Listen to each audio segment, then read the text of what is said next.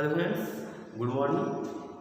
In previous lecture, we learned the definition of force and effect of force. As we learned that the pushing or pulling, which makes an effect on an object in simple, that is known as force. The effect may be stretching, twisting, heating, etc. Clear? हमने क्या पढ़ा था कि force क्या है? Force is a push और पुल which make an effect on an object. जो क्या करता है? किसी भी ऑब्जेक्ट पे अपने इफेक्ट को देता है. No? We see that different type of effects on an object which produces by the force, which is produced by the force. The first effect was if force can make a body in motion which is in rest. force क्या करता है? force किसी भी object को जो कि किसमें है, रेस्ट में है, उसको मोशन में ला सकता है. सेकेंड हमने क्या पढ़ा था? we learned the force can stop a moving object. Force क्या कर सकता है? किसी भी मूविंग ऑब्जेक्ट को स्टॉप कर सकता है. क्लियर? एंड थर्ड कि force can change the speed of an object. Force किसी भी ऑब्जेक्ट की स्पीड को भी चेंज कर सकता है. एग्जांपल लिया था ना, when we apply the brake means we apply a force और बाइसिकल्स और motorcycles the speed is reduced. इसकी स्पीड क्या होती है? कम होती है. When we apply more force on pedals of our bicycles, then speed increases. Means force can change the speed of an object. Force क्या करता है? किसी भी ऑब्जेक्ट की स्पीड को चेंज कर सकता है. नेक्स्ट था कि force can change the direction of an object. Force क्या करता है? ऑब्जेक्ट की डायरेक्शन भी चेंज कर सकता है. We take example. When we are going on a straight path by our bicycle or by our motorcycle, we have to take a turn. Then we have to apply the force on our handles. जैसे आप कहीं जा रहे हो एक सीधी सड़क पे और आपको मुड़ना, तो क्या करते हो? अपनी डायरेक्शन को चेंज करने के लिए हैंडल पर फोर्स लगाते हो. Without applying force, it is not possible to change the direction. Means force can change the direction. Force क्या करता है? डायरेक्शन को भी चेंज कर सकता है. नेक्स्ट था force can change the shape and size of an object. Force किसी भी ऑब्जेक्ट के शेप और साइज को भी चेंज कर सकता है. जैसे हम एग्जांपल देखते हैं उसको. Suppose that there is spring. When we pull it we apply force in the direction, then its length increases. means इसकी साइज क्या हो गई? चेंज हो गई. if we apply the compressive force means that is the force reverse. Force को इधर लगा रहे हैं, इस तरफ लगा रहे हैं, तब क्या होगा? ये इसकी साइज डिक्रीज कर जाएगी. okay?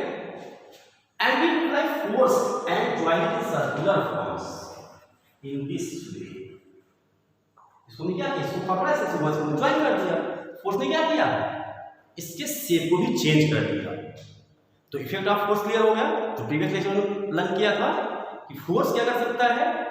एक रेस्ट ऑब्जेक्ट को मूवमेंट में ला सकता है, मूवमेंट के ऑब्जेक्ट को रेस्ट में ला सकता है, उसकी स्पीड को चेंज कर सकता है, डायरेक्शन को चेंज कर सकता है, शेप और साइज को भी चेंज कर सकता है. Clear? Force can be extents when interaction take place. Force कब आता है? जब दो ऑब्जेक्ट के बीच में इंटरेक्शन होता है. Means interaction means reciprocal actions ना. जब रेसिप्रोकल एक्शन होता है, we can say that interaction means to act on each other. एक दूसरे पे काम करना. तब क्या होता है? फोर्स एराइज होता है. Clear? Now we will learn some properties about the force. In short, after that we learn the following types.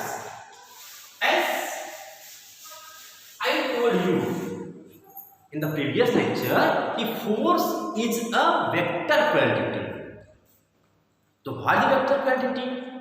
Vector quantity is that which has magnitude and direction both. Vector quantity क्या होती है? Vector quantity वो quantity होती है जिसमें magnitude भी होता है, डायरेक्शन भी होता है. And the direction of force is that in which the force is applied and at which point force is applied, that is the application of point of force. मैंने बताया था आपको कि फोर्स कैसी क्वांटिटी है. फोर्स जो है एक वेक्टर क्वांटिटी है. वेक्टर क्वांटिटी का मतलब क्या होता है? जिसमें मैग्नीट्यूड भी होता है और डायरेक्शन भी होती है. क्लियर? तो फोर्स की डायरेक्शन क्या होती है? फोर्स की डायरेक्शन वो होती है जिस डायरेक्शन को अप्लाई किया गया होता है. क्लियर? अब फोर्स की यूनिट क्या है? न्यूटन. यूनिट ऑफ फोर्स क्या है? Unit of force is Newton. Clear? क्या है? Unit of force is Newton. Clear? In short कि फोर्स क्या है बताया गया आपको, इफेक्ट ऑफ फोर्स आपको बताया गया, और फोर्स की यूनिट क्या है बताई गई. अब हम थोड़ा सा शॉर्ट में देखते हैं.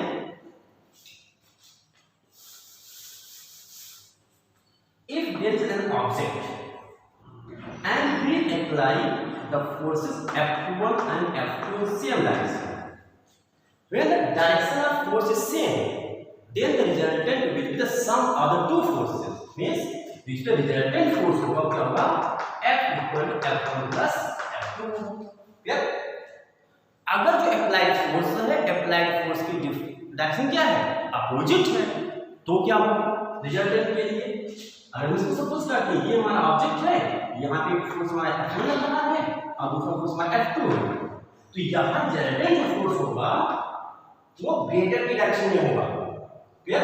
If F2 is greater, then the resultant force will be in the direction, and resultant will be the F equal to F2 minus F1. And we take an arrow which shows the quantity is vector. Clear? अगर force क्या है? जो force opposite force है उनका magnitude क्या है? Same है. तो रिजल्टेंट फोर्स क्या होगा? जीरो होगा. In this condition if F1 equal to F2, then F will be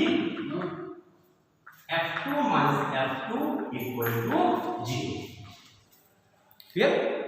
in simple में क्या कहा कि फोर्स अगर एक ही ऑब्जेक्ट पे सेम डायरेक्शन में अप्लाई हो रहा है तो रिजल्टेंट क्या होगा? उसका सम होगा. फोर्स अपोजिट डायरेक्शन में सेम ऑब्जेक्ट अप्लाई हो रहे हैं तो रिजल्टेंट फोर्स क्या होगा? वो दोनों का डिफरेंस के इक्वल होगा. अगर जो अपोजिट फोर्स अप्लाई हो रहे हैं उनके मैग्नीट्यूड क्या सेम है तो उनका रिजल्टेंट क्या होगा? जीरो होगा.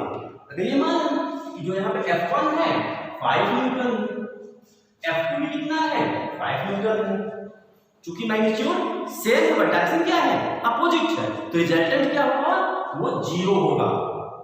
And in this condition, there will be no change in the position of this object. Size and shape may be changed, but position will not be changed. Mean that if the resultant of two opposite forces is equal, then there will be no change in the position. But it can produce the change in shape and size. Clear? Now we will discuss our new topic is types of force.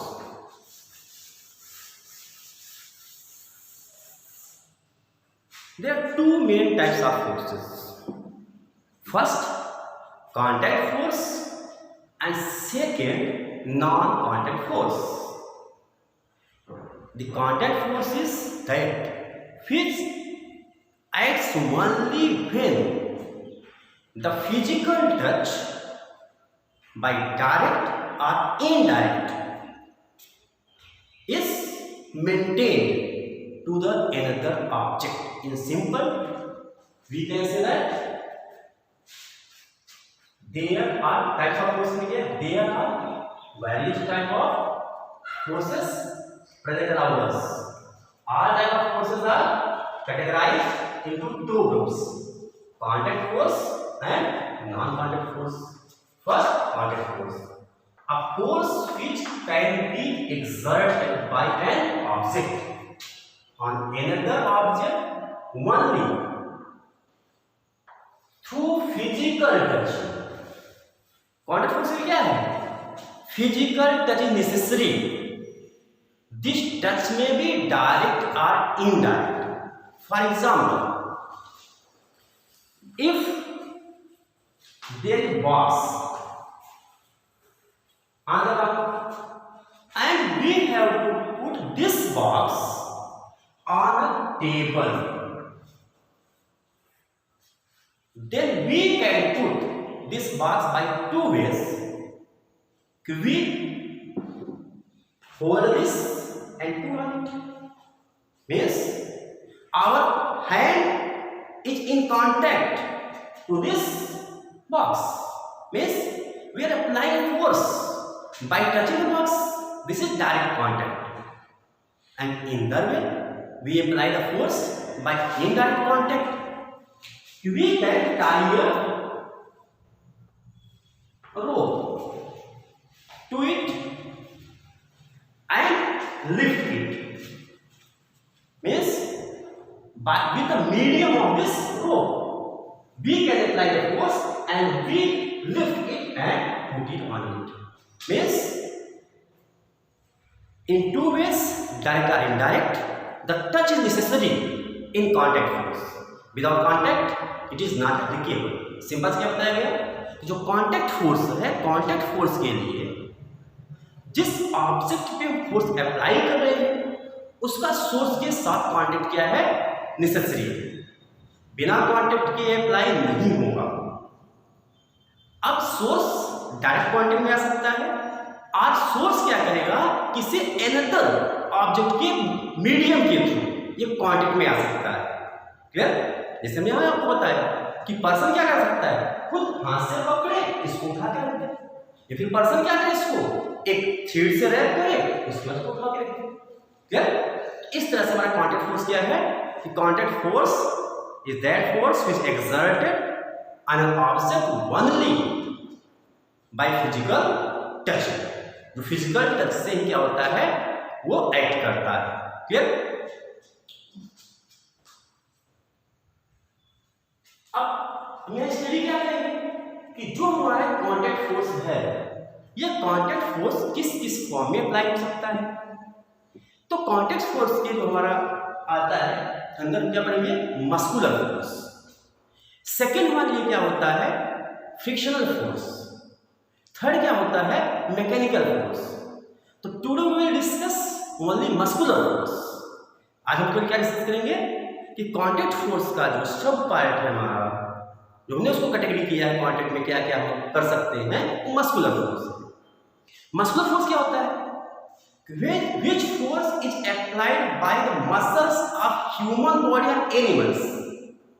जो force कौन apply करता है? Muscles apply करते हैं.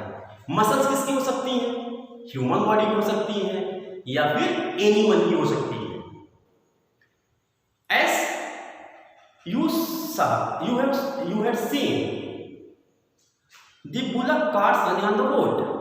Bullock carts carry a heavy load. आज देखते हो कि बुलक कार्ट देखते उसमें क्या बैल होते हैं, क्या करते हैं? अपनी मसल्स पावर को यूज करके एक हैवी लोड कैरी करते हैं. क्लियर? तो this type of force is muscular force. When you lift anything you apply your muscular force. When you walk you apply your muscular force. When you run you apply your muscular force. When you throw a ball you apply your muscular force. In muscular force simple definition हम कहें तो क्या होगी हमारी? The force exerted by the muscles of the body is called muscular force. Example आपको बताएं, जब आप लोड कैरी करते हो या फिर आप क्या करते हैं? रन करते हैं, वॉक करते हैं या आप स्विम करते हैं, क्लियर, आप रेसलिंग करते हैं, in that time which force is applied, that is muscular force. Clear? Now the remaining part we will discuss in the next lecture.